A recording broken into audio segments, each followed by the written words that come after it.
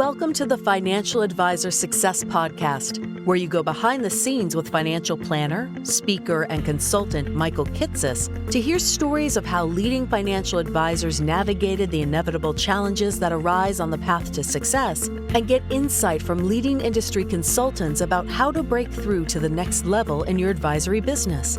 And now here's your host, Michael Kitces. Welcome, everyone. Welcome to the 383rd episode of the Financial Advisor Success Podcast. My guest on today's podcast is Troy Sharpe. Troy is the founder and CEO of Oak Harvest Financial Group, an RIA based in Houston, Texas, that oversees approximately $750 million in assets under management for nearly 1,000 client households. What's unique about Troy, though, is how his firm's emphasis on driving organic growth through a multi-pronged marketing strategy, including a radio show and in-person seminars, and most substantively and scalably, a YouTube channel, has allowed the firm to grow its AUM from $85 million to $750 million during just the past 5 years. In this episode, we talk in depth about Troy's approach to marketing, from how his firm has built a strong prospect pipeline by taking some of their educational topics that he used to cover in seminars and turn them into educational YouTube videos aimed at the firm's target clientele of pre-retirees and retirees. Why Troy typically does not issue immediate calls to action during his videos to get prospects, instead prefers to build trust with viewers over time and providing them a little trail of breadcrumbs to find their way back to the advisory firm when they're ready, and how Troy structures his marketing efforts into what he characterizes as short, medium, and long-term marketing initiatives for which he targets an overall ROI of generating $3 in new revenue for every $1 of marketing spent. We also talk about how Troy's firm has hired a number of marketing professionals to improve the performance of its marketing campaigns, how Troy has also grown his advisor staff to meet the needs of the rapidly expanding client base and adopted 3 advisor pods as approach to ensure that clients have touch points with multiple advisors and that advisors can focus their work on what they do best, and how Troy created a system for his firm called their Retirement Success Plan that encompasses their approach to a more dynamic retirement income planning, incorporating both client willingness and capacity to take risk, and then generating a spending plan that adapts and that the firm monitors over time. And be certain to listen to the end, where Troy explains why he believes that his firm's ability to communicate in a jargon-free way that prospects can relate to is what's really driving the firm's growth across all the in-person and radio and video channels of market stores. How Troy learned his own patience and the need to be more measured when committing to a new marketing strategy that sometimes takes 6 to 12 months to really start to pan out. And how Troy's constant growth focus has often led to a lot of self-doubt over whether he was over-investing and still not getting to where he wanted to be, and how the recent book, The Gap and the Gain, helped Troy to build more appreciation for how far the firm has already come. And so with that introduction, I hope you enjoyed this episode of the Financial Advisor Success Podcast with Troy Sharpe. Welcome, Troy Sharpe, to the Financial Advisor Success Podcast. Glad to be here, Michael.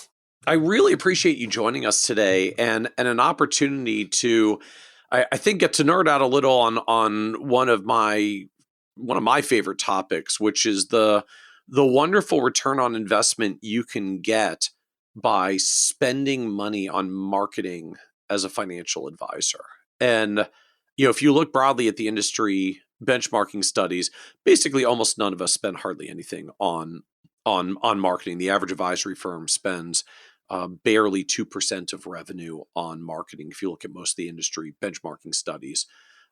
Yet, there's been such a frenzy of mergers and acquisitions in recent years that a lot of advisory firms are spending like 2 times revenue, 2.5 times revenue, even sometimes 3 times revenue on acquisitions for advisory firms. And just continue to look at some of these numbers, including some of the research that we do on our platform, and keep seeing like advisory firms that get good at marketing spend way less than 2 times revenue to get like $1 of actual revenue in marketing expenses. In fact, some of them it's like a much, much better ratio than that.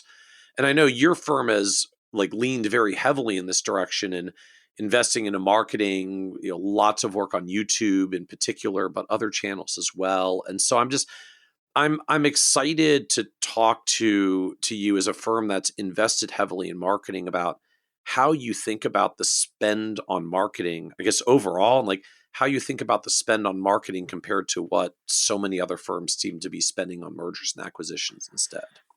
Well, we've always felt that organic growth is the correct fit for us.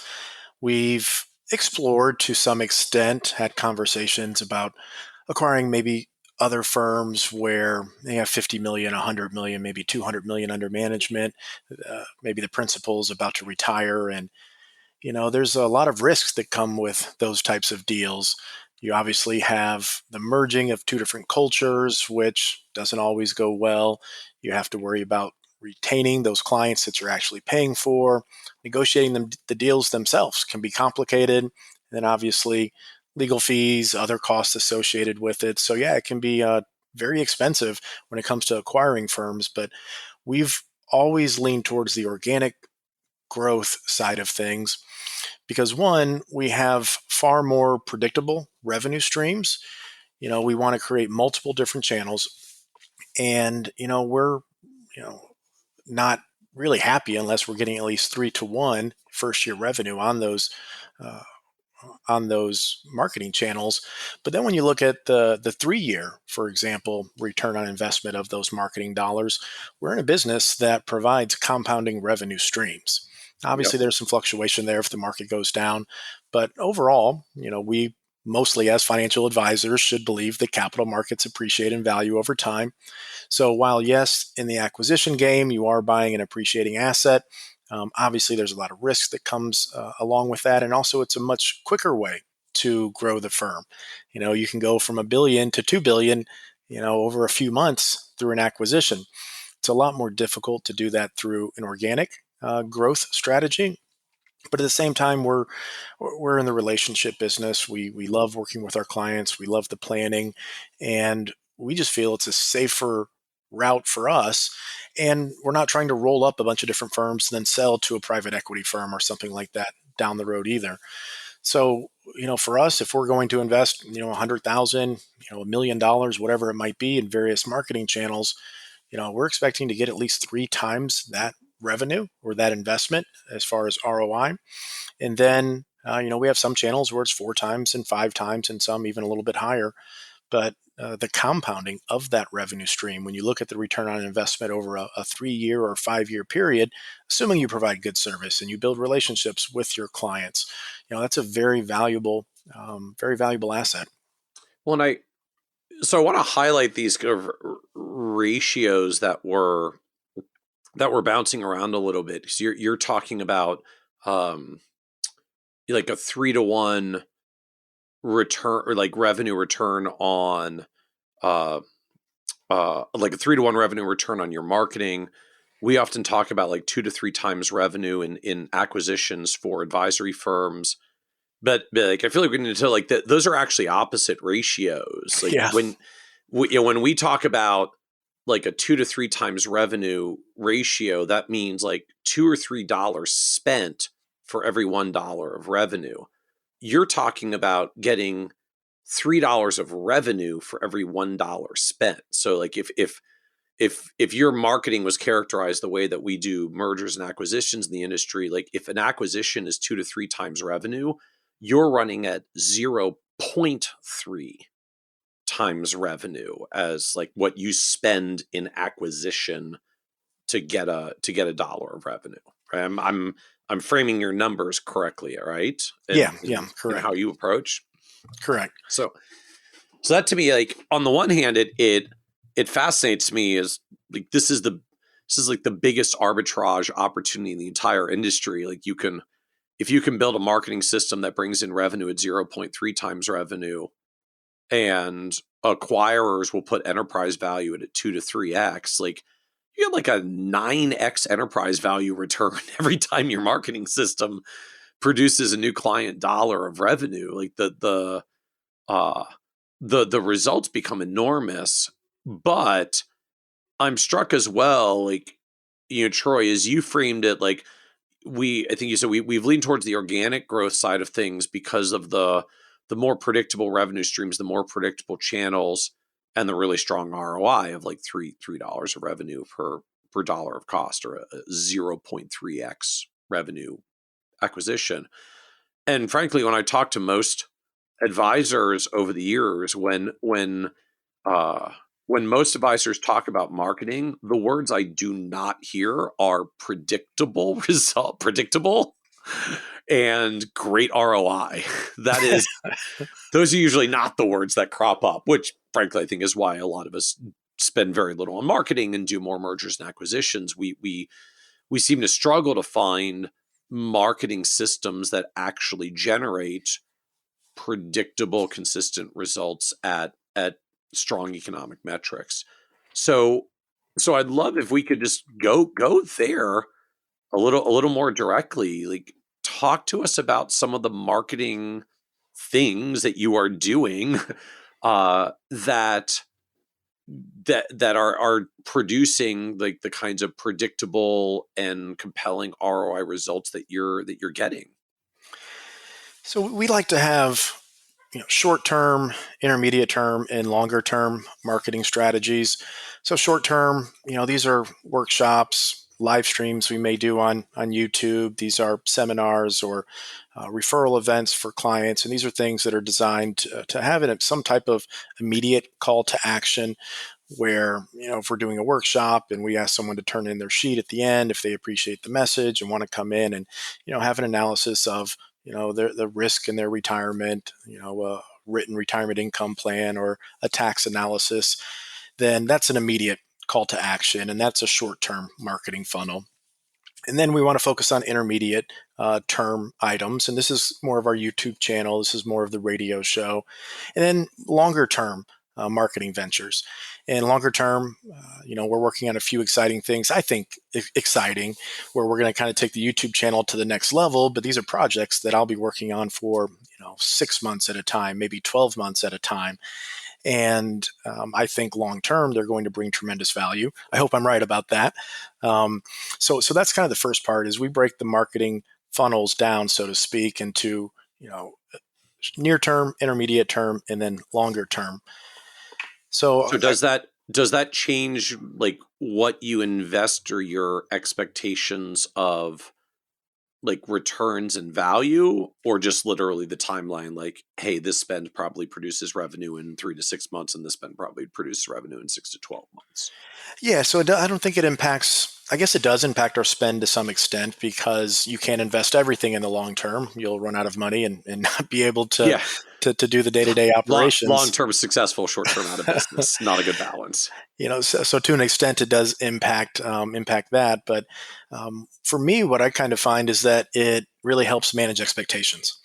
I think one of the biggest mistakes that advisors make, and not just advisors, people in other industries as well, when it comes to marketing endeavors, is a lack of patience, an expectation of immediate results, and a disappointment if those results don't come to fruition within 2 weeks or 6 weeks. So it really helps to kind of manage those expectations, for me at least, to break down the short term, intermediate, and longer term.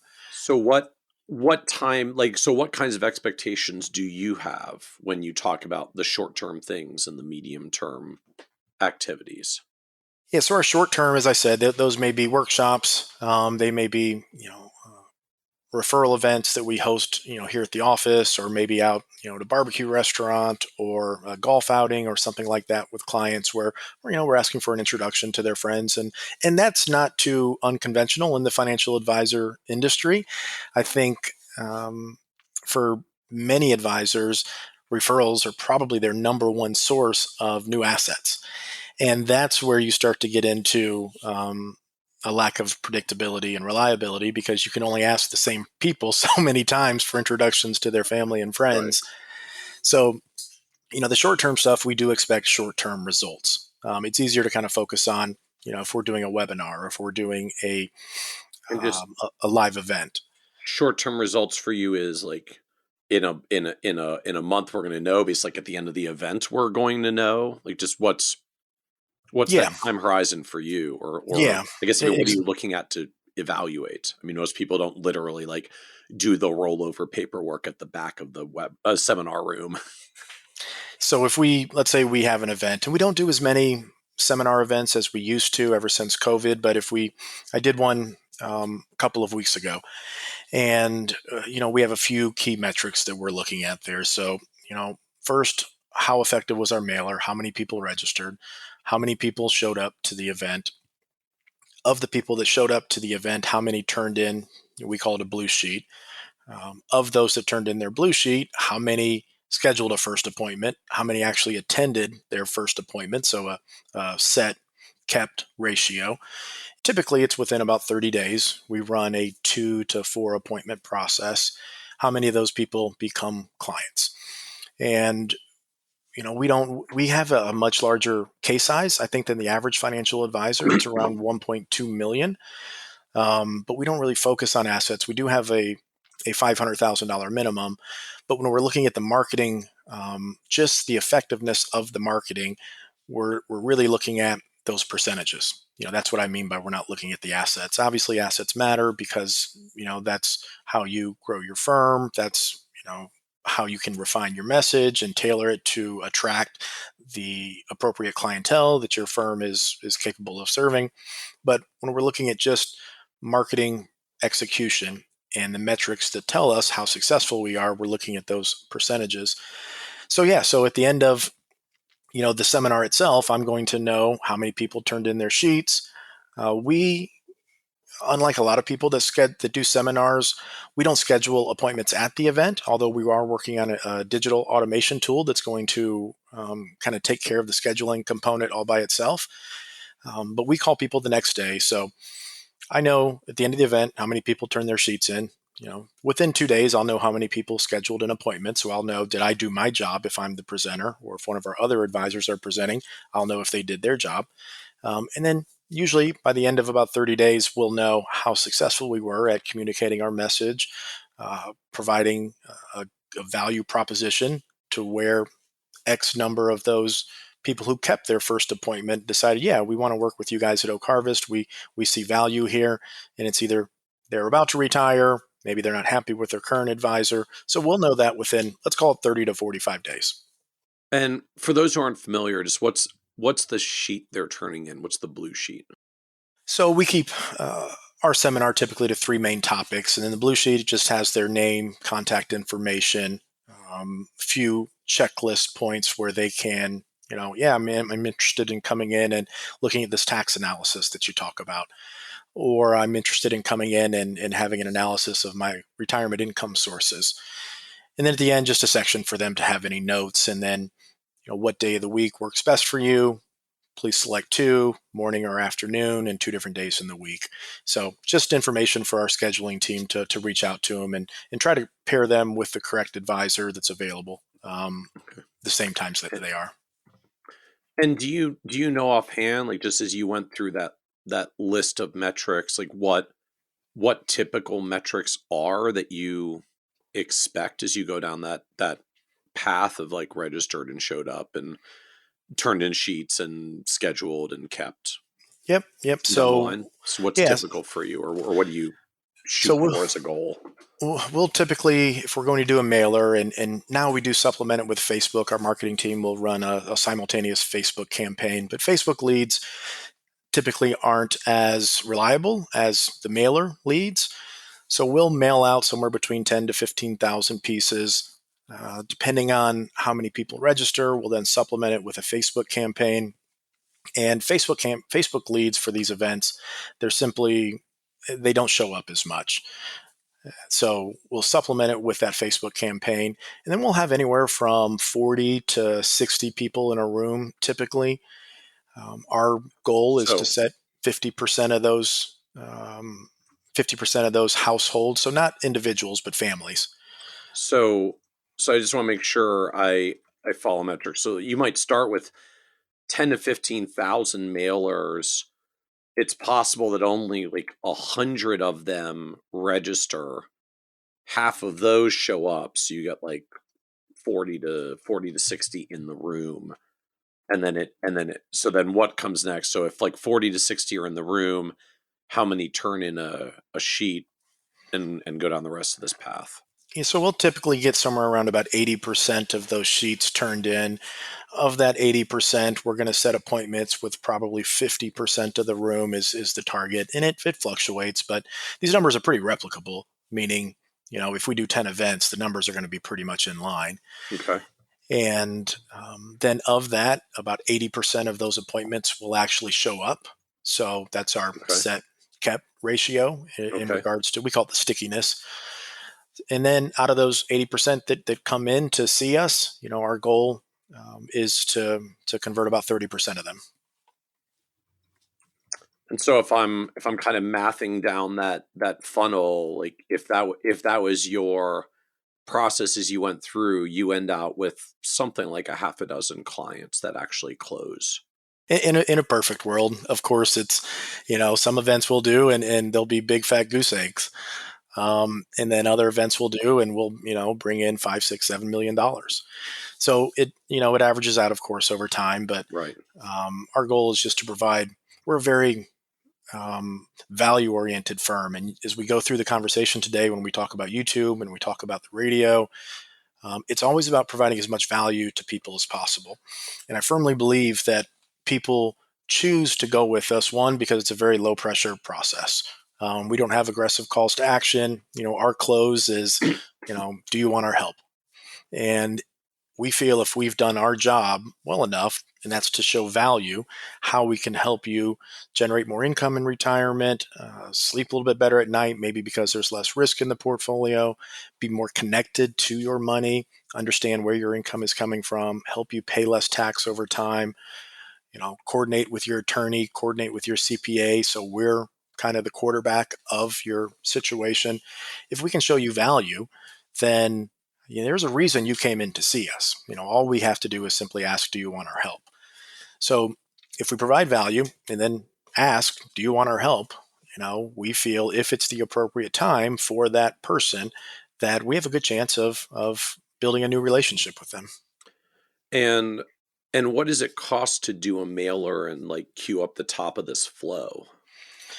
So I'm a little bit detached from that these days, but we used to spend around $10,000 for. So if it's going to be a lunch workshop, then you're going to have to provide lunch or a dinner, and then the mailer Okay. itself. I don't know what the Like, mail pieces go for anymore, but typically around about $10,000. so and so there you go. Like if you're spending $10,000 and a little bit on the meals and such, although the most of the spend is usually just the mailers to get the people in the room, like you're spending a little over $10,000 and a few $1 million converts at the end on average, right? Some goose eggs, some 5 to 7 million. If you're finishing with something like 3 million on average, proverbial 1% on 3 million is $30,000 of revenue, and you're $10,000 in and $30,000 of revenue out. You're like right there at your 1 to 3 ratio. And again, you talked about this earlier, as far as the multiple of enterprise value created Yeah, when you're looking at the difference between acquiring firms and paying 2 to 3 times revenue versus yeah, in ROI with your marketing dollars of, let's say, you're getting 3 to 1 per dollar invested. okay, That's just first year revenue. You know, yeah. that multiple is going to expand, I imagine, exponentially with the compounding of, maybe not Well, exponentially, but it's going to substantially more than, just that yeah. Well, that growth in the asset base over time. Well, just even on that basis, like I spent $10,000 to get 3 million of assets that have $30,000 of revenue, and if my firm is valued at air quotes just 2 times revenue, and that's even kind of on the lower end of the industry these days, $30,000 of revenue with values as 60,000 plus of enterprise value. It's like your $10,000 spend produced $60,000 of enterprise value in a few weeks. Yeah. So, I mean, when you look It's at it quite that the way, math. but I think most advisors, it's about creating replicable systems that Mhm. can reliably generate opportunities for themselves or their advisors to consistently sit in front of people. As advisors, we're typically pretty good at the, either the investment side or the planning side, but we're not always the best at generating new leads. And that Right. creates an opportunity for firms like ours that kind of view ourselves, I don't want to say first and foremost as a marketing firm, because at our core we're planners. We absolutely love the planning, but planning doesn't pay the bills. And to the extent that if we don't have opportunities to sit in front of, then we're not growing. We're not helping more people. And our belief is that we have a responsibility to help as many people as we possibly can. So kind of the core philosophy of marketing comes from that belief that, look, there's we don't, like to talk ill of different firms or different advisors, but there's a lot of stuff going on in the industry that we simply disagree with. We want to keep things a bit more simple and, provide a higher level of planning around taxes, income, and things that are important to people in retirement. So we feel a responsibility to get our message out there and find people that are a good fit for us. And that's a big part of what our core belief has been for a very long time, and that's why we are so marketing oriented. So what are the marketing channels that you've been most active on these days? Or I guess like what's driving the most activity? Because you've noted everything from seminars to webinars to workshops to client referral events to the medium term stuff like YouTube and radio show. Like what's driving outcomes for you at this point? So our number one is YouTube right now. Number two is the radio. And both of those are more intermediate. YouTube has become more of a short-term funnel now that I don't want to say mastered it by any means, but I've been doing YouTube videos every week for almost 5 years now. And we've grown the team. We've obviously added to the marketing department to help with the thumbnail creation, the analytics side of it, helping to come up with content. So we have a whole big team now, but just simply through trial and error and experience, we've been able to a certain extent turn YouTube from what originally began as a long-term marketing strategy to an intermediate term. And then now it's almost a lever where we can kind of pull if we need to generate more appointments or more opportunity in the short term. But that's come with a lot of learning, a lot of ups and downs, and just gaining experience over the years. So help us understand more about what you're doing that makes business results show up from YouTube. So I think a little background is kind of important here, because to a certain extent we had a convergence of a few events take place at the same time, which acted as a catalyst to our success. And then what we've learned from there, we've been able to apply and get better and grow the channel. So originally it was just a long-term thing. It's a passion project of mine, and there was something holding me back. And I think this holds a lot of advisors back from doing events or getting on YouTube or doing radio or whatever it might be, getting more involved in the community. And that was fear. I was afraid of putting myself out there, the critics, the comments, the feedback. I was just afraid for a very long time. I'd say probably 12 to 18 months where I wanted to do this, but fear was just kind of holding me back. So I went into Jessica here, who is my business partner, went into her office and I told her, I'm going to do YouTube. And she kind of looked at me and gave me the thumbs up. And she's like, good luck with that. No one does YouTube. YouTube's not really going to, generate any new clients or whatnot. I said, well, look, here's the plan. One, I want to provide valuable content to our existing clients. I want it to be a home base of sorts to where we can provide ongoing education to existing clients, stay more connected to them. But also, I want to help younger people, and I want to help people who are our target demographic, who we'll probably never work with. They live in Rhode Island or Georgia or California.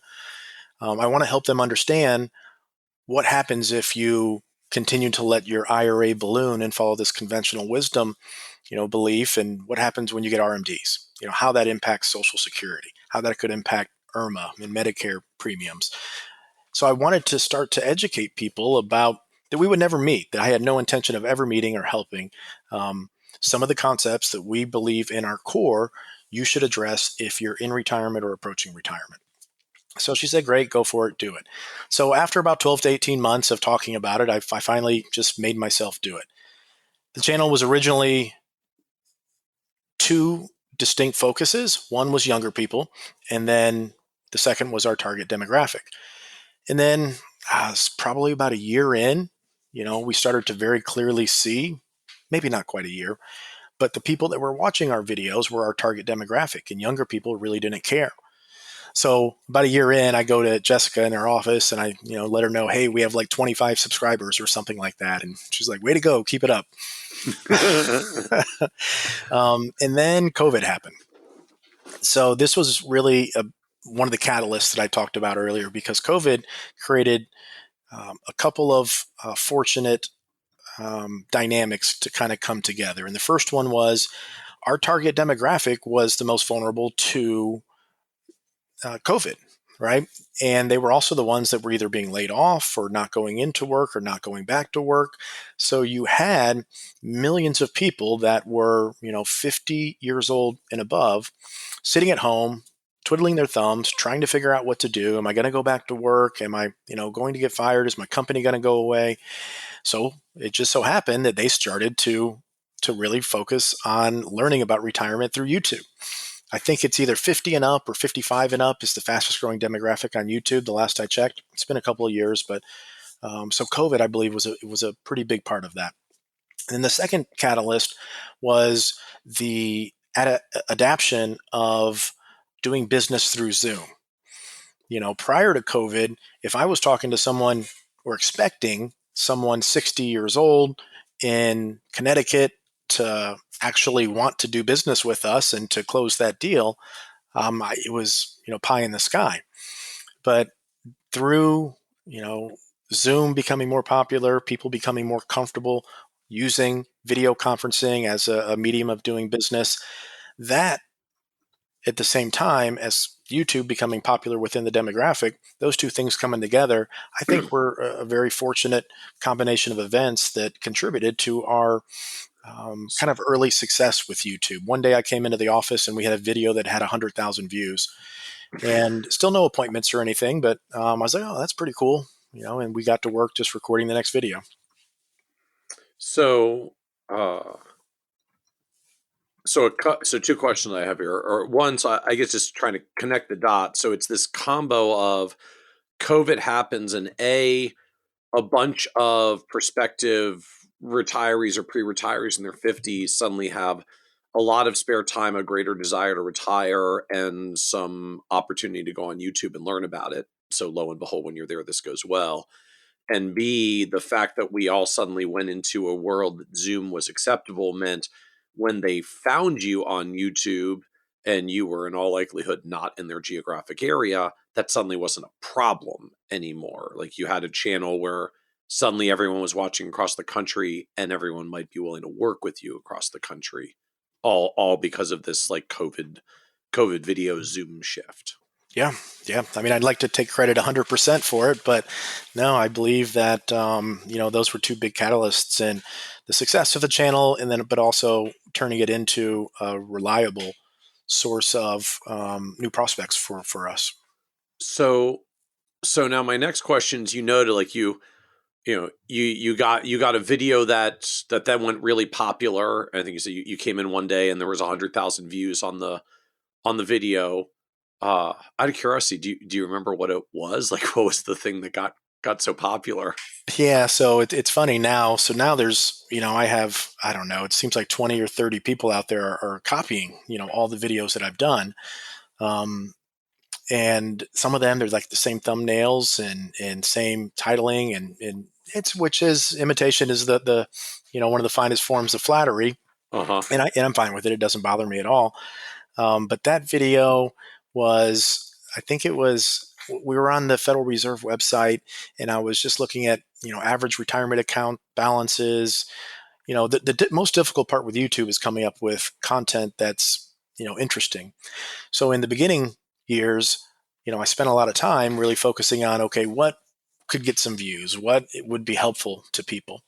And there was an article I read, and then I started to do some research. And I think it was, the average 401k savings balance or income by age or demographic in the country. So nothing too spectacular, but it was something that had interest. And I think later on, that over the next few days, as I thought about it, if I did a seminar, then I may get to speak in front of 50 people. And then once it's done, it's done. Yeah. But if I do a video and now it can be viewed by 100,000 people, but then guess what? It's still there, and the next day and the following day, it's evergreen. So, some of that started to click with me as well. So then the second question I've got that I think gets to the heart of a lot of people kind of wondering about or considering or maybe dabbling in YouTube, as you said, like there was 100,000 views, still no appointments. So when and how does actual business show up from, I talked about money things on YouTube? So it goes back to what I originally talked about with longer term marketing projects. I have no expectation of immediate results. So I wasn't looking for appointments. I figured, in 6 years or 8 years or 10 years, I would be thankful that I did this project. And we probably would generate some clients, but if not, hey, at least I'd be delivering value to our existing clients. So I had no expectation of appointments. So I wasn't bummed, I wasn't upset. And going into it with the right mindset really helped to kind of manage the emotions around not getting any, air quote results. It's because I wasn't doing it for results. And then things just kind of turned a corner. I can't pinpoint what video or, what necessarily happened. I do think COVID and whatnot contributed to it as far as the factors we discussed previously. But all of a sudden we started to get people calling in and, they call in, they want to sit down for an appointment, and it just kind of organically happened.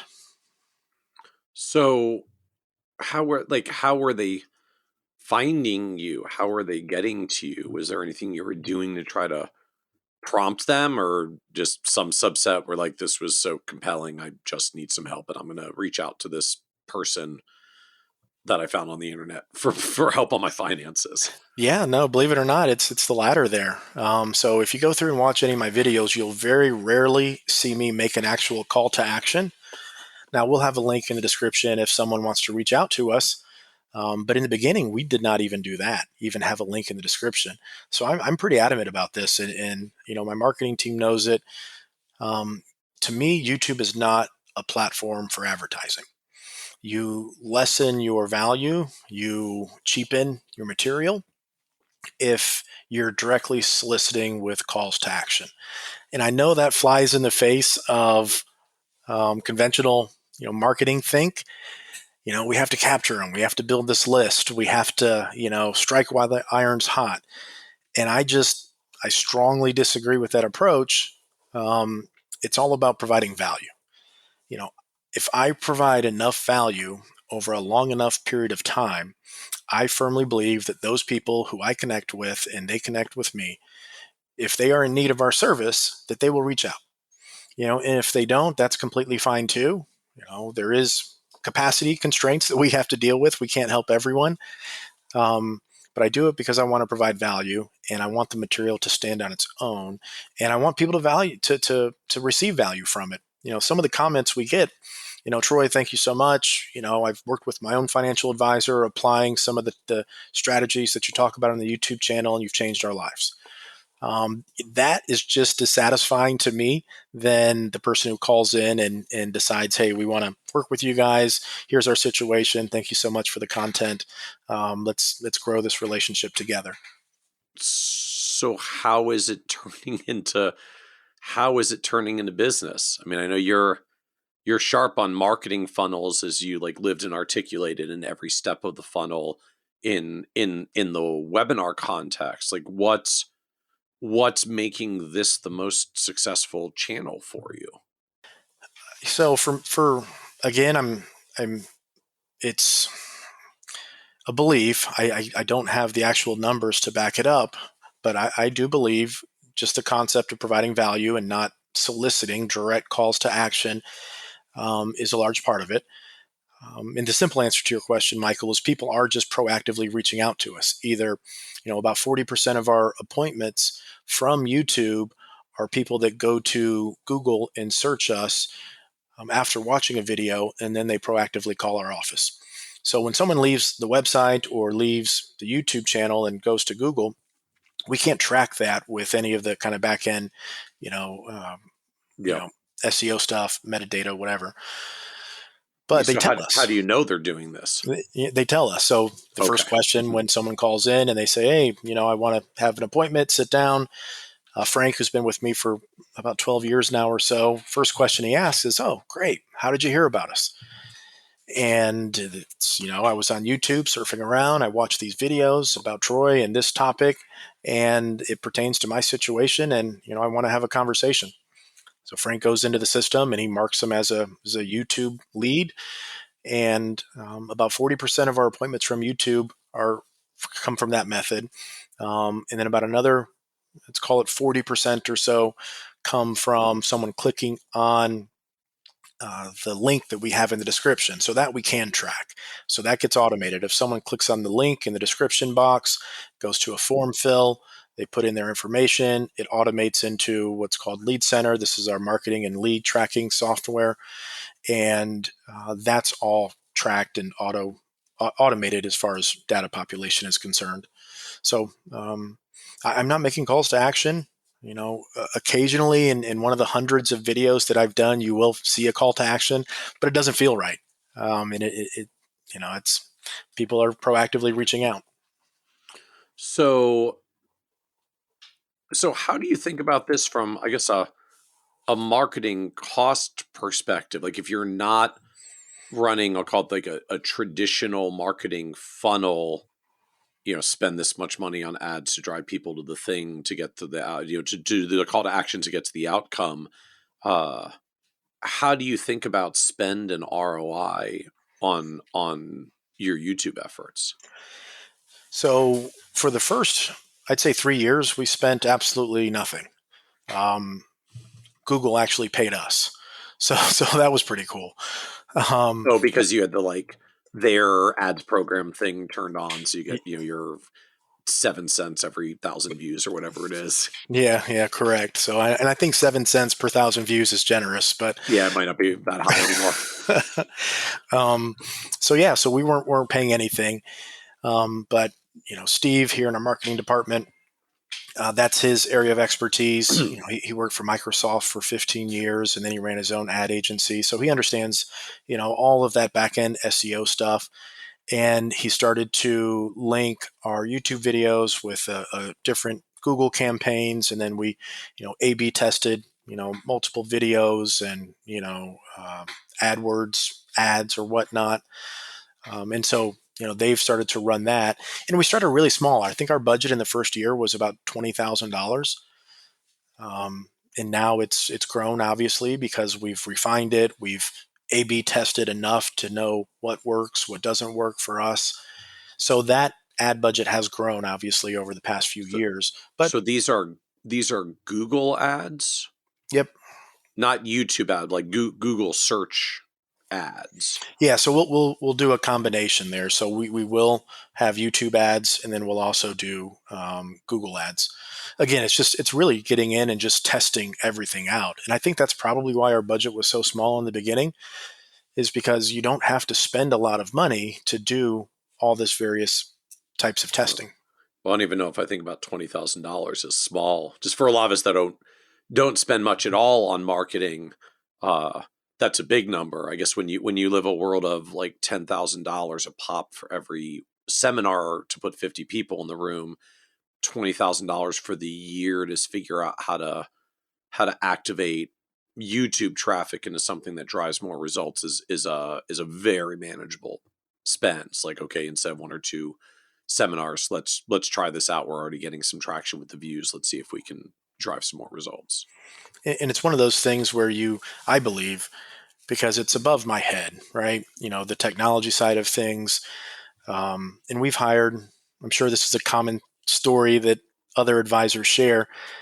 Before we brought our own internal marketing team in and grew that, we had hired probably 4 or 5 different SEO ad agency gurus over the years who would promise the moon and really not be able to deliver. So if you're going to go down this path, one, you need patience. Two, you need someone in-house with the technical expertise to pull it off. So if you don't have that person, I highly recommend recruiting them. Um, and those are really the two things. And then it's a matter of doing a lot of tests, monitoring the results. It's a full-time job.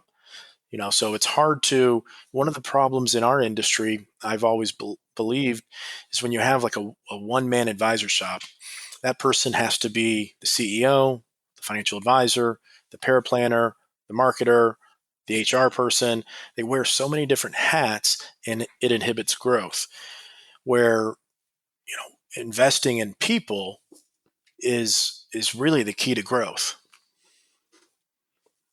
So from that perspective, this isn't a big marketing spend compared to like $10,000 a mailer for seminars. The cost comes in the form of internal staff you need to be able to manage it, though. Yeah, I guess that's more of just my recommendation. If you're going to go down this path, just realizing your own limitations and capacity within your day-to-day schedule. Because if you're going to start focusing on the digital side of things, and I've said for a long time, I believe digital marketing, it's the present, but it's also the future. And being able to attract people across, whether it's state lines or just, people who may be right next to you, but don't know of your office, but now they see your online advertisement and they want to learn more. I think all financial firms that are focused on growth need to have some level of technical expertise when it comes to digital marketing. So understanding your limitations and the capacity that you have day to day, if you're not going to commit to an approach 100%, you're probably just throwing money out the window. Because I know I did not have time to track the success of all these different campaigns we were running, the split tests, set the programs up. I would have never been able to successfully do it if it was just on me. But I said, you know what? We're moving in this direction. I want to make the investment into someone who can do this for me. Dan Sullivan, talks about this, and I'm sure there are other people out there. It's the who, not the how. So I didn't need to figure out how to do it. I just needed to figure out who I could hire to do it. So what does that team look like now? I just wondering, like, how many people do you have that support marketing, and what roles do they have to like support all these different marketing things you're doing now? Yeah, so we have our chief marketing officer who oversees the entire department and is really the strategy behind the digital side of things. We have a marketing coordinator who focuses on supporting Steve, but then also she's been with me for, I want to say, almost 8 years now, and she has a lot of experience with events, other automation such as drip emails and setting up various campaigns. So she's been in the marketing department for 7 years, so she has a lot of experience there. We've recently hired one more to focus on the digital side along with Steve, and she actually puts together our thumbnails for the YouTube videos and does a whole lot more. But we've added her to the team. We have an event coordinator, and she not only does our live events for prospective clients, but we have a lot of employee events, building the culture here, and also client events. So she's in charge of all that. A couple support people that wear administrative hats around the office. They'll chip in as well. And then we have an outsourced team of engineers, software developers, SEO experts that are independent contractors. They live all over, and they provide support and assistance and perform some of the work as well. So I don't even know if you look at it this way, but like, how do you think about marketing spend as a percentage of revenue of the firm overall? Is there some target of how much you want to spend on, I guess, marketing programs and or marketing staff to execute all the things that you want to execute for growth? Yeah, we do. So whenever we budget for the upcoming year, I have a pretty decent idea of what our revenue will be, and I typically pull that back by about 20%, and we'll budget off that reduced number. And so this year, we look at marketing two different ways: so overhead, salaries, etc., and then external marketing spend. YouTube, seminars, client Right. events, all that stuff. So our external spend this year will be around 10% of revenue. It's the highest that it's ever been, and the internal spend is probably an additional 2 or 3% as far as Okay. the overhead. Okay. So the uh, it's not the staffing expenses that added up the biggest dollars. Like it's the external 10,000 for the mailer, 20,000 for the ads, all that stuff added up Correct. And large. again, we feel that we have some reliable, predictable, marketing funnels that if I invest, 10% of revenue, the goal is, of course, to bring in, minimally 3 times that investment um, within that first year. So uh so can I think about that literally as like if your total spend is 12 or 13% of revenue between these two, like your goal is 36% growth if you can get 3 to 1 on all of that spend? I've never done the math like that, but it sounds okay. I mean, is Yeah. that the kind of growth rates that you guys have been having? Well, I guess we should even just take one step back. So, like, what is overall size of the firm at this point as you've been doing all the marketing things that you've been doing? Yeah, so we're our RIA. We've grown from 85 million AUM at the end of 2018. So 2019, January 1, we started at about 85 million. And then this past year, we finished the year about 750. Okay. Maybe So, yeah, that kind of sounds like 40% plus growth rates compounding for a few years there. so yeah. Um, Now, obviously, you have some client attrition, you have some other things going on, but yeah. But again, it's our goal is to also grow within ourselves. We will never grow at a rate faster than which we can service clients.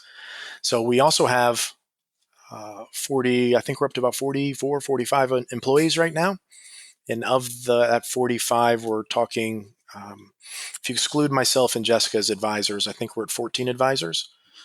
Okay. So And it's and how about many servicing that business as well. how many clients is it?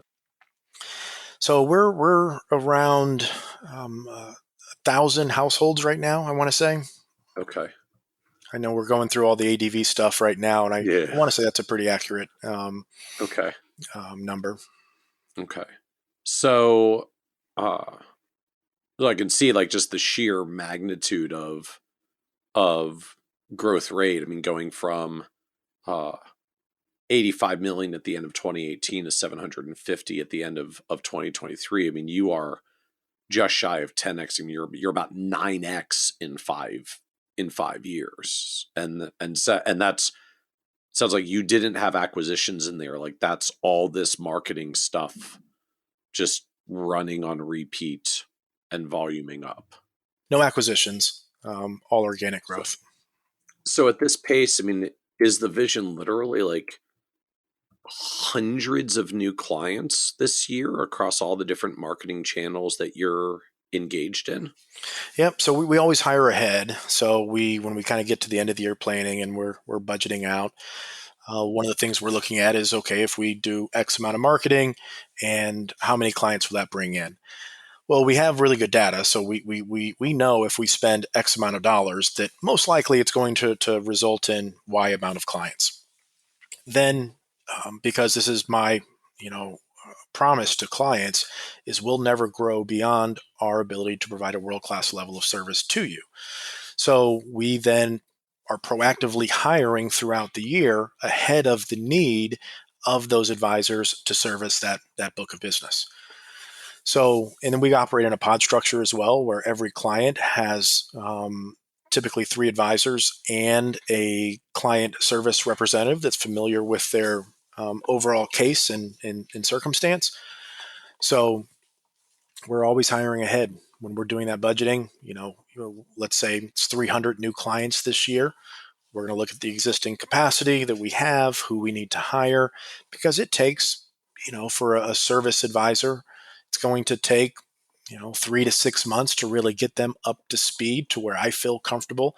They can sit down with a client that has $1 million, $2 million, $5 million and provide the level of tax planning. And that client can receive the same level of service that if I were on that appointment, because we go deep with the planning, various softwares to use, to learn how to use. So there's an acclimation period, that's for sure. So, so how do you think about client capacity? I mean, are you a ratios firm? Every 75 clients, you need a new advisor. Every 150 clients, you need a new advisor. How do you figure out how many advisors you need when you're trying to clock in 300 new clients this year? Yeah, so now we're kind of getting into some of the challenges that come with scale and developing process, and then documenting that process, trying to automate it the best you can. So, it's been a learning curve for sure. And by no means do we have everything figured out, but we have, I guess some context would help. We have, the lead advisor, which is typically responsible for business development. And then we have a service advisor, which we call a senior planning advisor, but they're the one primarily responsible for the ongoing relationship. And those are 2 different personalities. Like Right. the lead advisor typically doesn't want to be that ongoing, planning person that's building relationships and growing over time. And then that senior planning advisor, they don't want to go out and try to develop new business. They just want to build relationships, take care of the families that they work with. And that's their job. That's what they like to do. So we're always trying to find alignment between the advisor's personality and their actual role in the company. And then the third advisor in that pod is going to be what we call an associate advisor. So this is really a career path role, typically a younger advisor on the path to get their CFP designation. Maybe they already do have it, but they're learning, our way of doing things or how we plan. They're learning taxes because most advisors don't really understand taxes that well. So there's a process. So the associate advisor, and then we have one paraplanner who kind of jumps around from pod to pod. And then also what's kind of unique about our system is advisors don't have to do paperwork here. So they don't do new account applications. They don't do transfers or client service requests. So each pod also has a dedicated client concierge rep that handles all new account onboarding, ACATs, following up, paperwork, DOL paperwork, all that stuff. Of course, the advisor has to help out a little bit with some of the DOL stuff and Right. other documents that we have to get filled out these days. But our goal is to have business development advisors focused on developing new business, planning advisors focused on planning, associate advisors focused on planning and developing that career, and then the client concierge providing a world-class level of service, not just on the onboarding, but ongoing service needs as they come up with families. And then what's the capacity of a pod? I mean, if you measure by like clients or revenue, like how many can a pod like this handle at this point? So about 300 families is pretty comfortable. Okay. Because we don't want it to be so stretched out where they, are 6 appointments a day, 6 days a week.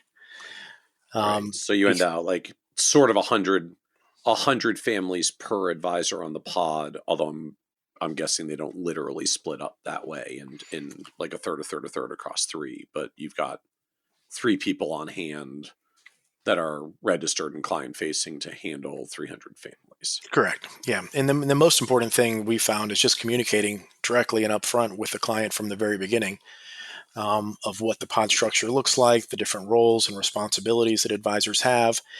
And then, of course, we'll segment it out a little bit, where maybe some of the C and D type clients, and everyone's treated the same, of course, But if we have a client with, $2 million or $4 million, they have needs that are, we're going to want them sitting with one of our certified financial planner professionals or one of our, CPWA professionals that has experience and an expertise with that level of family wealth.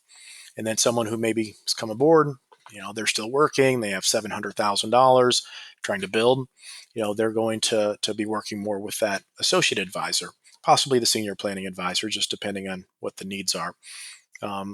So comfortably probably 300 clients per pod, with the majority of that senior planner, about 200 family capacity.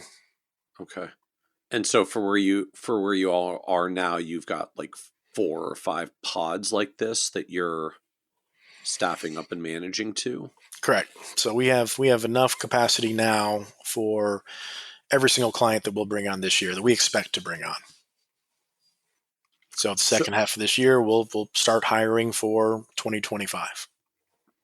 So help me understand how the firm handles such a flow of prospects. I mean, like aiming for 300 clients this year just in and of itself is like literally signing more than one client every business day of the entire year.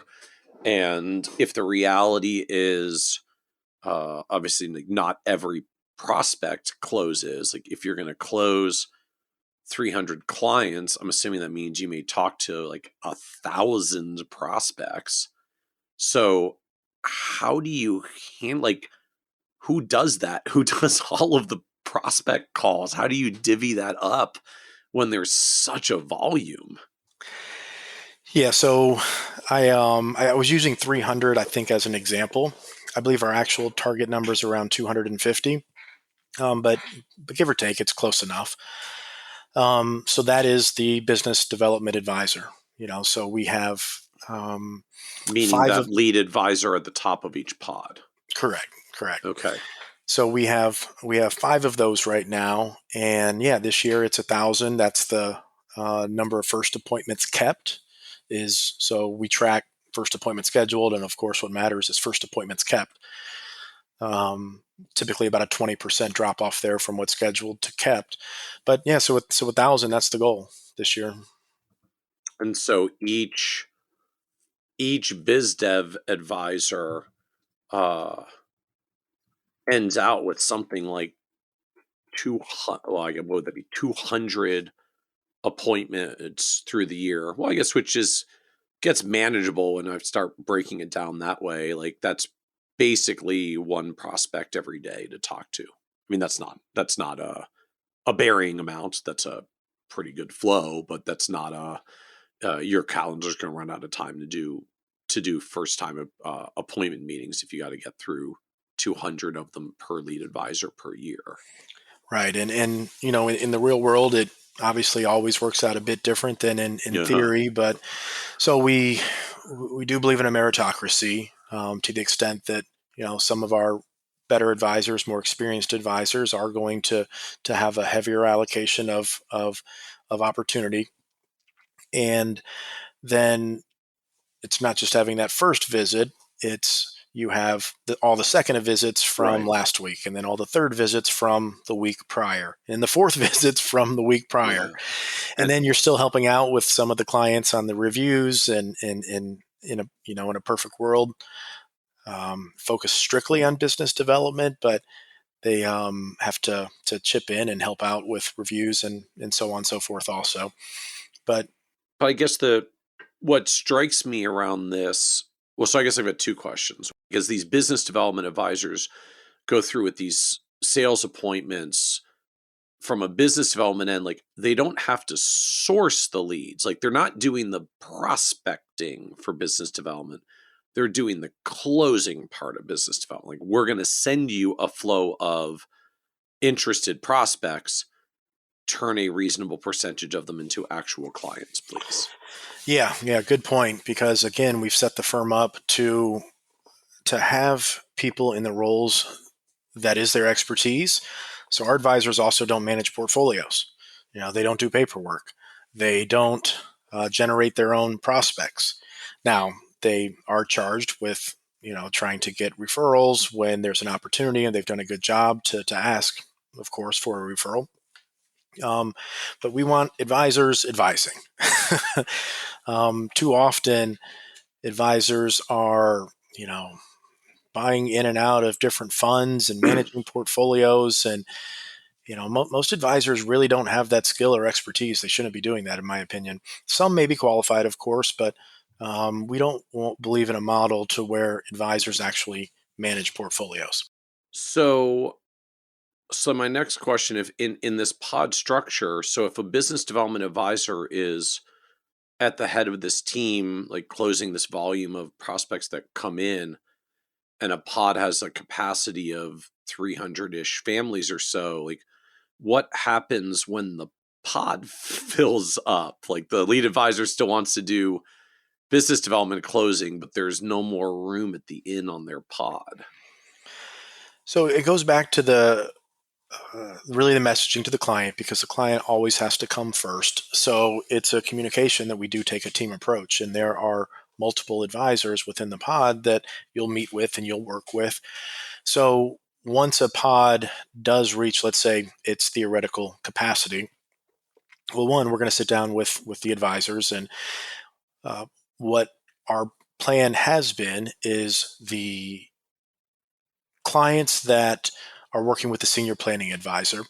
Okay, what's their capacity? And then how many can they pass off to that associate advisor?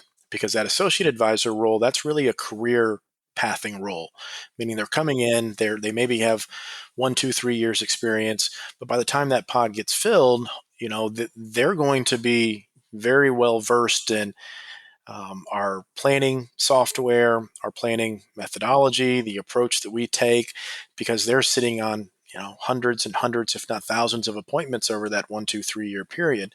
Not to mention, we have 2 separate training sessions on Monday mornings, on Wednesday mornings.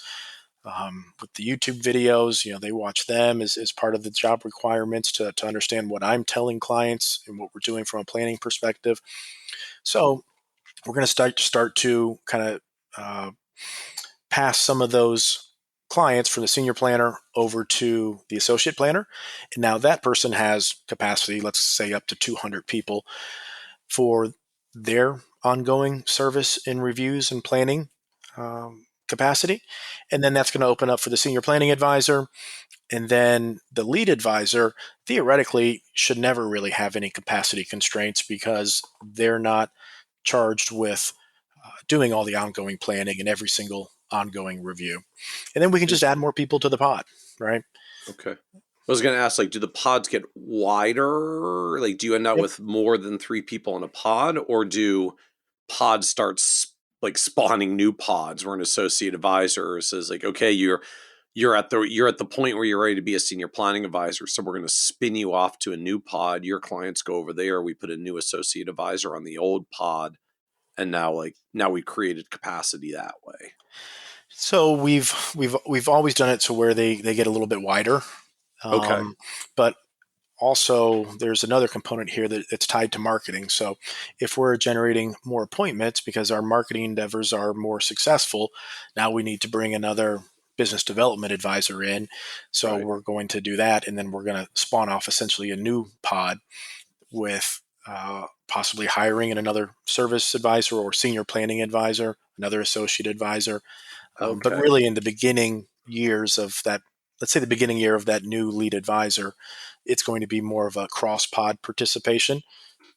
Okay. So that's an interesting frame. So the capacity, if there's so much growth on a pod that the capacity of the pod is getting stretched, the pod just gets wider. There's another senior planning advisor or someone that comes on for capacity. What spins up more pods is not the number of clients into the pods, it's the flow of leads that determine how many senior folks you need at the top to handle the lead flow.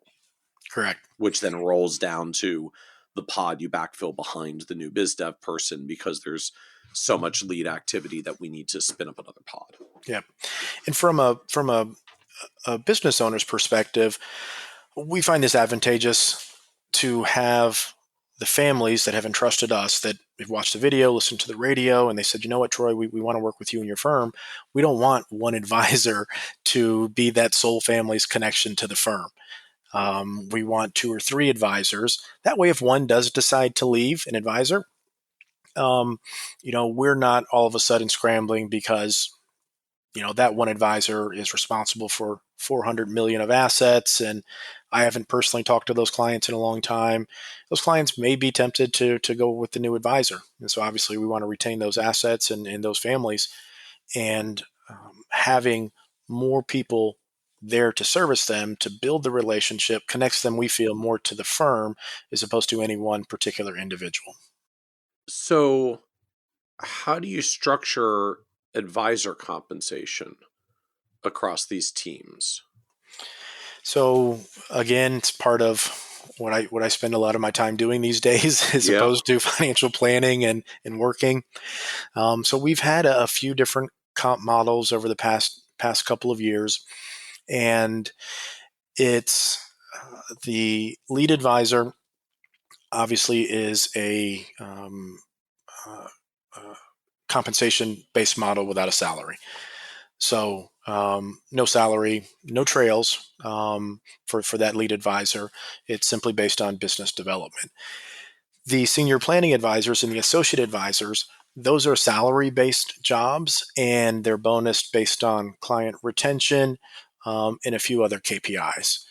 So ultimately, it's a small portion of a trail of the book that they are responsible for, and they have to hit certain benchmarks in regards to client retention, client satisfaction, and that can equal a different payout tier for their performance. Okay. So they're W-2 salary style, but it sounds like it's not just a flat dollar salary plus bonus. The salary is calculated as a percentage of the client base that they're serving. It's a bonus payout essentially. So it's Okay. it's a salary that does increase annually, and then based on client retention, client satisfaction, they receive a small trail from the book that they are actually responsible for. So as more people come into that book, and then the book is hopefully growing with the market, $100 million book may turn into a $400 or $500 million book. So their personal success and compensation is directly tied to providing a very high level quality of service to those clients and retaining those clients over time. And then they have to ultimately decide, hey, I'm at capacity.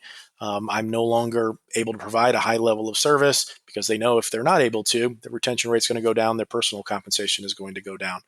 So there's kind of a balance there, and we're always trying to create these checks and balances. And unfortunately, there's no holy grail for us to follow. It's try to figure this out as you go. And that's you talked a little bit earlier, before we got on today, about the iceberg, right? You see everything from the iceberg and the nice shiny tip top of that, but really underneath, this is the challenges and some of the struggles that we deal with is how do we develop these systems? Are these the most appropriate systems? How do we negotiate these systems? How do we keep people happy? How do we stave off recruiters and people trying to poach our talent? And these are a lot of the things that I find myself dealing with. And, it's stressful, that's for sure. But I do enjoy it, and it's a challenge. And ultimately, I come back to, if you build systems, you try to create processes that make them scalable and automate things as much as you can, with the client being the sole focus.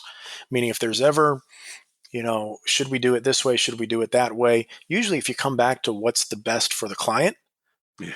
the best internal It's system, amazing how best well internal that tends to structure, work. it kind of it leads you to the Uh-huh. right direction, to the right answer. So, just curious in that vein, I understand for the associate and senior planning advisors how you measure retention. That's fairly straightforward. How are you measuring satisfaction? Just what's your Client surveys. tool? Okay. Yep. So that's something new that we're launching. So we haven't actually done it yet, but we've created. So one of our big hires this past year was, let's say it's the head of our advisors. So chief of the advisors, basically.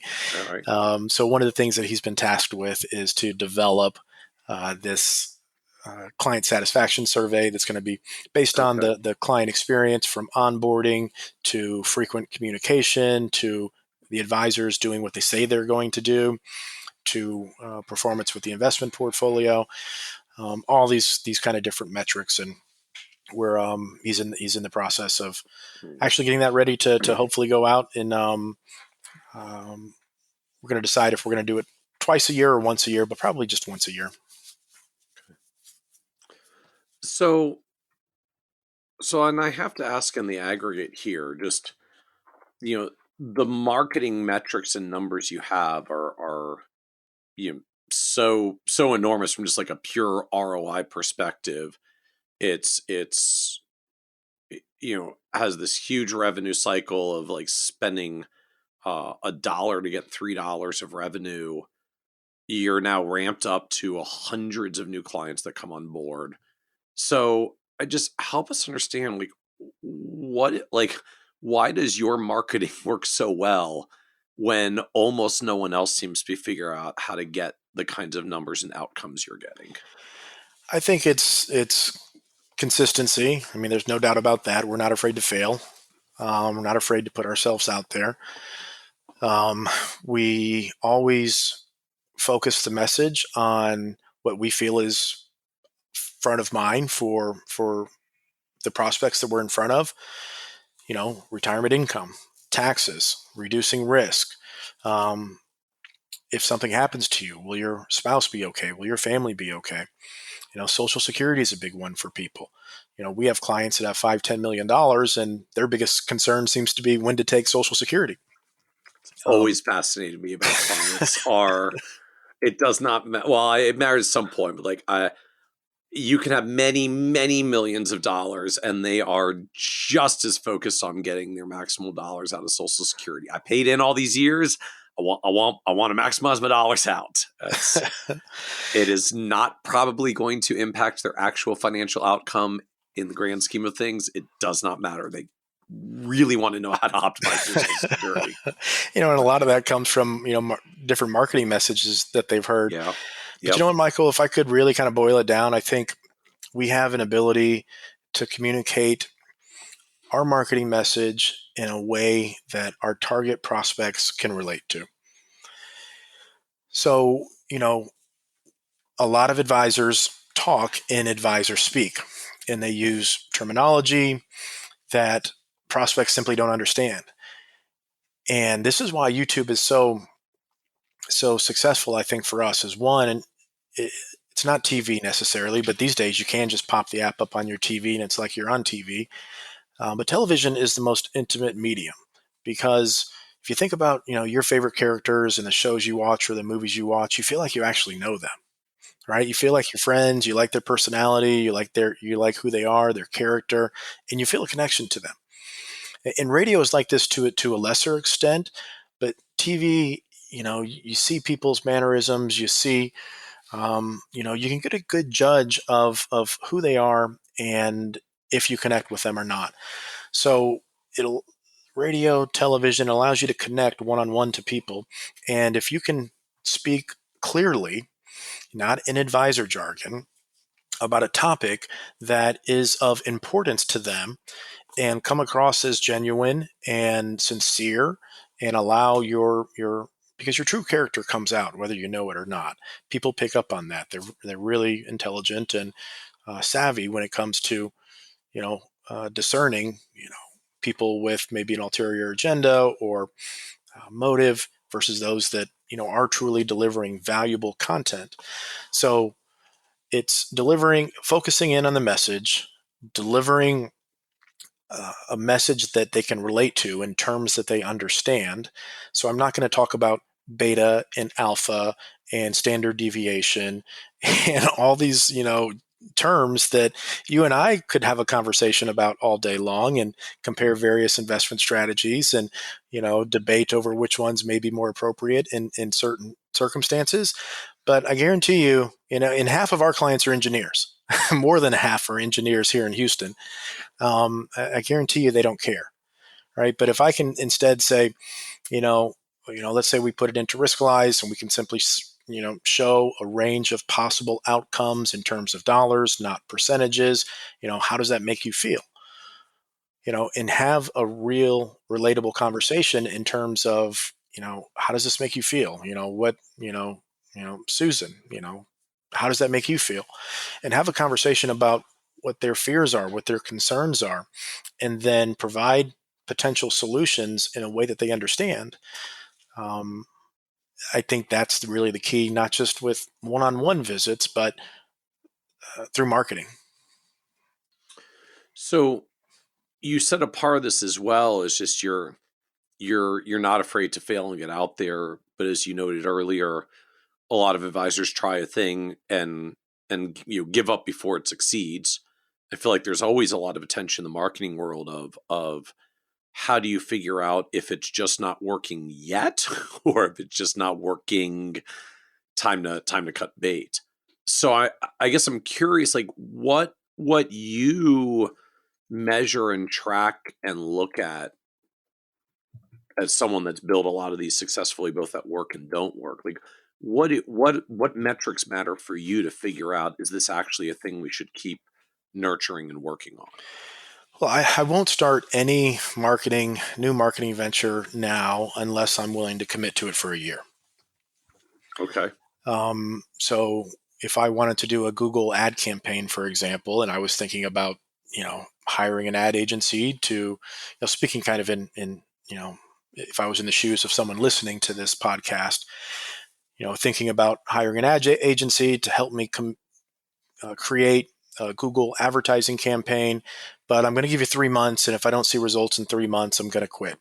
I think it's just the wrong approach, because that is a strategy that most likely is going to take a year to 2 years to 3 to 4 to consistently provide results. Radio, when I started radio, we have a radio show called the Retirement Income Show here in Houston back in 2010. I don't think we got our first client for 18 months. Just kept plugging away, kept going in a belief that, we're committed. So I think one of our biggest advantages when it comes to this is just an ability to stay committed, determined to see it through, and the patience to do that. So then I got to come from the honest, like what's been the biggest bomb that you spent like the most dollars and time sticking with to then ultimately say, I just don't think it's working, we got to throw in the towel? Just with the like persistency you have to these, I'm presuming there's got to be a bomb or two in there like you spent a long time on to like really prove it's not working. The first one that kind of comes to mind was a PR company we hired about 7 or 8 years ago. And, it was a lot of money to us back then. And they were, a multi-prong, this is kind of fancy digital marketing agency speak, but it was a multi-prong approach where, they had us going on some local television shows, and I had a book back then that they were promoting, and digital advertisements. They gave us a social media guide, how to use Twitter, Instagram. I guess Instagram wasn't around back then, but Twitter, Facebook, I think, and maybe a couple of others. And so, yeah, it was a large portion of our budget. And I think we were with them for about a year, maybe a little bit less. And we literally got no benefit out of it. So as you've gone this journey, what surprised you the most about the path of building this very large advisory business? I miss sitting with clients day to day. When you sit with clients on for years. I mean, I've sat with thousands and thousands of people on appointments, and you get to a point to where the grass is kind of greener on the other side, and I want to focus more on building the systems and allowing other people, because I can only do so much to help people. But if I can train, 10 other people, and they can train 20 other people, okay, we're having a much larger reach. I don't know if it's the most surprised, but it's the first thing that comes to my mind is really how much I miss sitting down face to face and, helping a family, go through the financial planning, the tax side of things, looking at, alternative options to to consider, and just having those relationships and those conversations on a day-to-day basis. I didn't realize how much I would miss that. But it's not so much So my life anymore. I was say, so do you keep any clients yourself at this point, or I they've do. all been shifted so that you can do the other growth stuff for the firm? No, I do. I probably have 20 or 30 meetings a year. Okay. That's how I know that I still miss it. Uh-huh. Because I gain energy from those meetings. I walk out of them, I'm happy, and just glad to have those conversations and walk people through some of their choices and see the trust and faith that they have in us. So I might get back to doing that a little bit more. So what was the low point on the journey? It's a lot of the self doubt, the am I doing the right thing? Is this going to turn out? So you have to really learn to trust in yourself. Um, and of course, the bigger we get, it seems like there's, you. My grandfather always used to tell me, he said, Troy, the bigger you get, the more people, are going to want to take from you. The more people are going to want to bring you down. Um, so friendships that have turned sour, over, you know, what I consider to be small things, but um, I think it's those things that don't go necessarily your way. You have to kind of uh, accept them. You have to take things for what they're worth and try not to take things too personally, and understand that if we're doing well and helping a lot of people, not everyone is going to be happy with that. And so I just think kind of dealing with some of the surprises that have come along, mostly from people, and people I don't even know. We have sometimes people that we've never met attacking us, and usually, if you dig deep enough, you see, we've some of their clients maybe have left them to come over towards us, and um, So this is like barbs that get thrown at you from other advisors, that kind of dynamic. yeah. I mean, it's some of them are we never exactly know where they come from, um, but yeah, I mean, I think that's just dealing with the, because we all have a plan for how we want things to go, and then when things don't necessarily go that way, you have to try to learn from it. You have to try to accept it and move on. But um, it's just dealing with the unexpected and dealing with things that you weren't expecting to have to. Um, Well, I guess I was going to ask is like how do you cope, or like what have you had to change in how you handle it as more people are throwing things your direction? for me, it's having confidence in how we behave, how we act, how we always put the client's best interest first, and just focused on our mission. Right? We you start to think outside of what your purpose is, and you allow the imagination to run wild. It can really take you down places you don't want to go. Um, there's a book out there called The Gap in the Gain. I think it's another Dan Yeah. Sullivan book. Yep. And it's easy to be focused on the gap, which is the things that you don't have, or where you should be, as opposed to what you've actually accomplished and where you actually are. And I oftentimes find myself in the gap as opposed to what we've actually accomplished and where we're at. um, so that's something that I really have to focus on. I used to do a decent amount of meditating, but meditating is hard for me, so I struggle with that. um, uh, you know Breathing exercises also helps. Believe it or not, I always kind of thought that was cheesy, but it's amazing the power of your breath. So just trying to stay present, stay focused, gain some mental peace with some of the different directions that you get pulled in. I think those are all important, skills to develop, because life is hectic and things come at you a million miles an hour. And that's whether you have, a really big firm or a really small firm, and we're super tiny compared to a lot of firms out there. So what else do you know now you wish you could go back and tell you like 10, 15 years ago when you were still very early on this journey? Enjoy the journey for sure, the good and the bad, understanding that the good will pass, the bad will pass. I remember 13 years ago when we opened the office here in Houston, we had a big event the very next day, and I was sitting in the room there, and I was saying, I wish I could fast forward 10 years into the future and see how this all turns out. And if I could have done that, it would have been the worst mistake, right? Because the highs, the lows, all the work, the relationships, everything that transpired during that time frame, that's what really made it special. The mistakes you learn from, you hopefully don't make them again.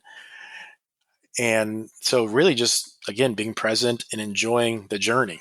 We've always, for one reason or another, what has happened, good or bad, has always led to the next direction in the road, the next step that we're going to take. And where we are now is the sum of all of those decisions that were made and things that took place.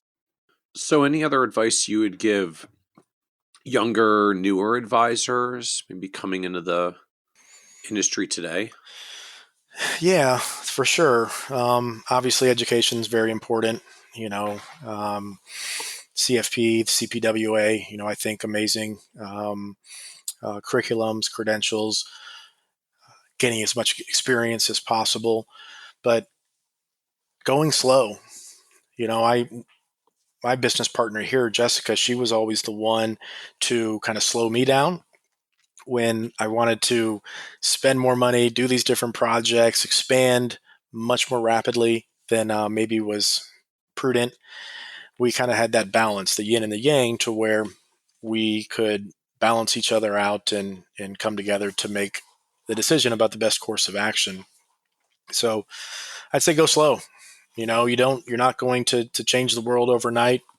You're not going to necessarily, you just be patient and be more measured with the decision, but don't be afraid to make the decision. As advisors, we like to analyze, and that can often lead to paralysis. So at some point, you have to weigh the options, consider pros and cons, and ultimately make a decision and take an appropriate risk where necessary. When it comes to marketing projects or hires, one of the biggest hires we've ever made, which really kind of helped transform our firm, was our chief investment officer, Chris Paris. And, he came with an amazing resume, a lot of success in the institutional world, Harvard MBA, electrical engineering undergrad.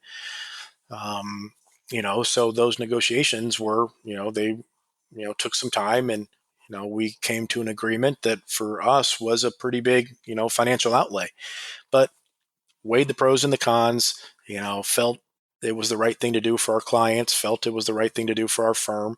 And then we decided to make that investment in him. And it's paid tremendous dividends over the years because he's invested so much back into us just from his, ability to make positive impact and positive change in the company and for our clients as well. So But what drove all the change? It's like what was so different once he joined the firm? So he, back then we were at, I want to say about 50, 60 million in AUM. Okay. So we brought a level of credibility, level of expertise and experience. Back then I was wearing the hat, partially of portfolio manager. And, my strategy was to keep things pretty basic and simple, but, that's not my lane. Right. And I just never personally was a fan of third-party asset management. I had a hard time explaining the value of me charging you, the client, 1% a year, but then this other advisor who's actually managing the money is going to charge you 1% a year. So I never felt comfortable with that. So, we decided to bring that internal, and it was a big outlay, but it was something that I believe was right for the clients. Again, coming back to, if you go to what's the best thing to do for the clients, oftentimes you're going to find yourself in the ability to make the right decision. So what comes next for the business from here? Well, we've been building structure for 3 years now, um, improving process, starting to really be able to automate. For example, onboarding of employees, onboarding of new advisors. We have systems in place now to where I'm not involved in that at all. We have an automated process that's replicable. We've hired Stu, who is the head of all of our advisors now, so I'm not in the day-to-day management of them anymore. So we spent 3 years really just building the foundation and the structure by investing in people, and then having those people build the systems and processes that allow us to scale more efficiently. And again, come back to clients. The firm's more stable. We have more talented people in place. Teams are working better for one another. All of that means that we can do a better job for our clients. So now that we've been doing all this structure building and process building, now we're kind of, really back into the next step. So we've partnered with a firm up in Dallas, a CPA firm. We've started a radio show up in Dallas. And we're looking at an office down in South Texas here. We're looking at expanding down there. So again, more organic expansion, but starting to spread the footprint a little bit. A few other marketing projects that we have in the pipeline. I'm in the process of writing a book that has been somewhat of a project because I've written it 4 times and I go back and start over. And I've done that for a couple of years now, but going to be releasing that pretty soon. And what's the focus of the book? Like, is that industry oriented or is that consumer retiree oriented? Yeah, more consumer retiree oriented. It kind of delves into, we call our process the retirement success plan. So, finding the appropriate allocation, a balance between someone's willingness to take risk and their capacity to take risk based on their income needs. So finding that appropriate, allocation, generating income. We believe in a dynamic spending plan in retirement. We're not a 4% ruler type firm.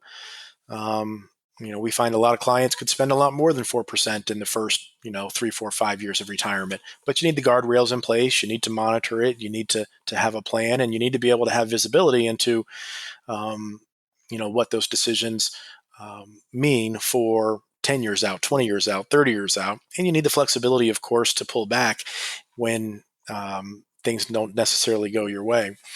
Step 3 is the tax plan, healthcare plan, and estate plan. So we're going to delve into those topics and really our philosophy around how we plan for clients and why we think having all of those different pieces working together in retirement is important. And that's kind of why we call it the retirement success plan.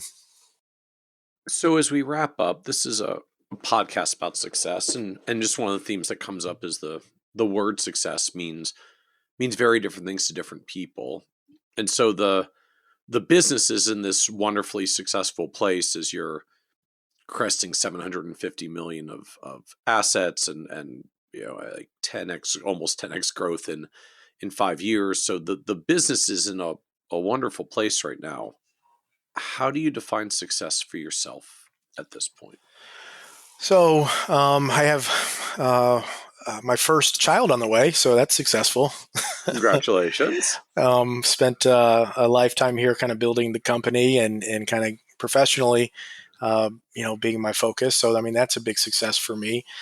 So that's a big part. But for me, it's relationships, relationships with clients, relationships with employees, relationships with vendors, with people that have supported us. It's not about accumulating the most amount of assets or making the most amount of money. we strive to have successful relationships with all those in our lives, and treat people the way that we want to be treated. That really, as simple as it sounds, has been the key to our success over time. And if we can, 20 years from now, look back and see all the amazing relationships that we built with clients and how we've helped them move from retiring to 20 years later. Employees help them get to where maybe they were financially insecure when they started to work here, and now they're able to retire successfully. And then people that are in the industry that I'm close to, grow those relationships, and people that have supported us along the way. We all want to be successful together, and for me, that's the end of the day. If I can accomplish that, then we will have done our job. I love it. I love it. Well, thank you so much, Troy, for joining us on the Financial Advisor Success Podcast. Yeah, thank you very much for having me and giving us an opportunity to hopefully impart some piece of nugget or wisdom that others out there can take and possibly apply or don't apply. But I'm glad to have been a guest. Thank you very much. Absolutely. Thank you. Want even more ideas, tools, and resources on how to break through to the next level of success as a financial advisor? Check out the leading financial planning industry blog, Nerd's Eye View, at www.kitsis.com, where Michael covers the latest practice management trends and financial planning strategies. And by joining the members section, you can earn IMCA and CFP continuing education credits, along with exclusive member content. Get it all now at www.kitsis.com.